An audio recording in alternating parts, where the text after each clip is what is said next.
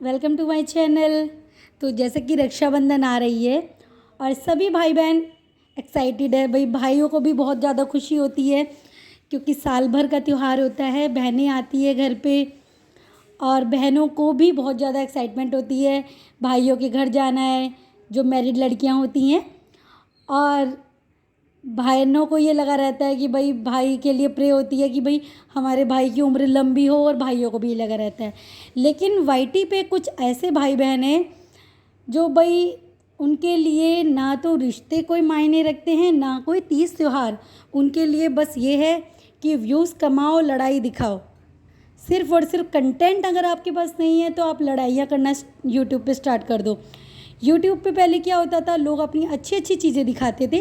10-15 minute का vlog होता था, लेकिन उसमें सारी अच्छी अच्छी चीज़ें दिखाते थे ताकि लोग हमसे मोटिवेट हो, इंस्पायर्ड हो, इसलिए लोग उन्हें देखना भी पसंद करते थे। लेकिन अब तो यूट्यूब की दुनिया ही बदल चुकी है। अब तो यहाँ लोग और लोगों को भी मज़ा आता है भाई, जब आप दिखाना पसंद करोगे तो लोग भी देखना पसंद करेंगे। अब क्या है, कुछ भाई बहन तो यहाँ पे ऐसा कलेश दिखाते हैं ना कि वो कुछ दिन तक लंबा खींचता ही रहता है। आज भाई ने कुछ कह दिया, कल बहन ने कुछ कह दिया, यही चलता रहता है।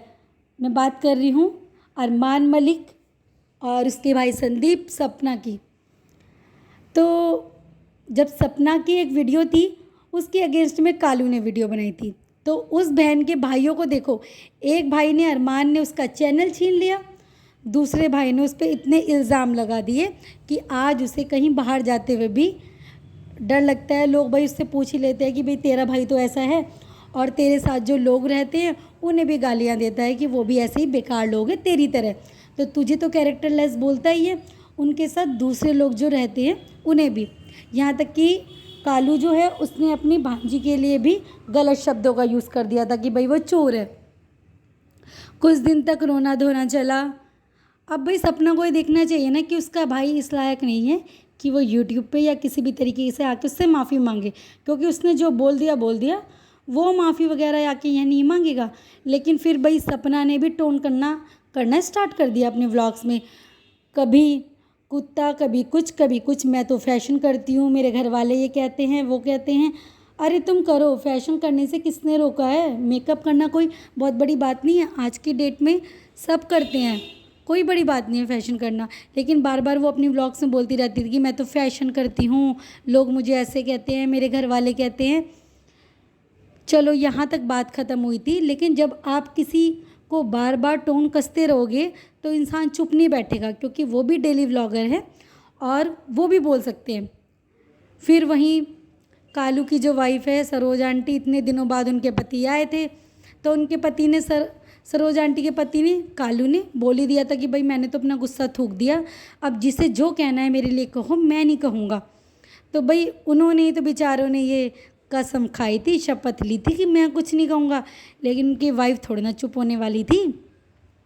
तो सरोज आंटी ने फाइनली बोल दिया कि भाई जिस लोगों की आप बात करते हो ना, उन लोगों को आप आके गांव में देखो, उनकी क्या इज्जत है, उनकी वजह से हमें सुनने को मिलता है, और वो कैसी औरतें हैं, यहाँ आके तुम लोगों को पता चलेगा।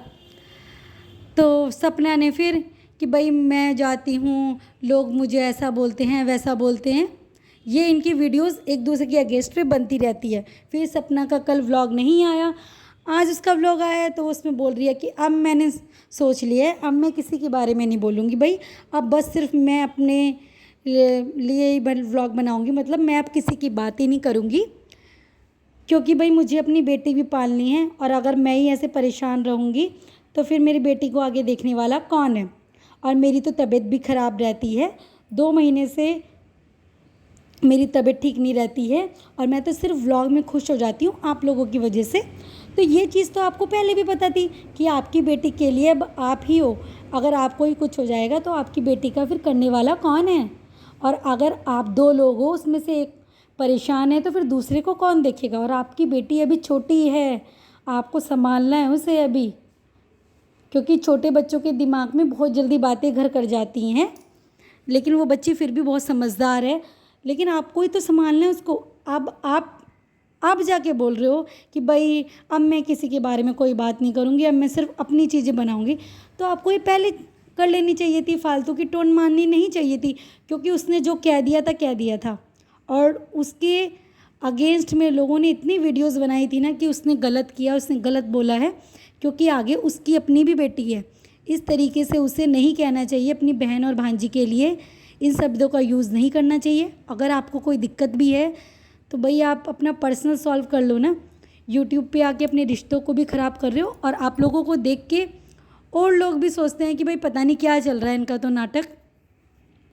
जब ये पूरी लड़ाई वड़ाई सब कुछ कर लेते हैं, बहुत सारी वीडियोस बन जाती हैं, तब ये कहते हैं अब हम आपके कमेंट्स पढ़ेंगे, आपने हमारे बारे में अच्छा बोला, या कोई बोलता है कि आपने हमें ऐसे कमेंट्स क्यों करे। तब इनको अकल आती है कि हम ये क्या कर रहे हैं। इनको पहले नहीं पता चल रहा था कि ये अपने रिश्ते यूट्यूब पे यहाँ आके ख़राब कर रहे हैं। अरे भाई, आप ऐसा काम क्यों कर रहे हो? लोग, इतने लोगों ने आपको सब्सक्राइब कर रखा है, वो आपसे इंस्पायर होके आपकी डेली लाइफ को देखना चाहते हैं, ना कि ये कलेश।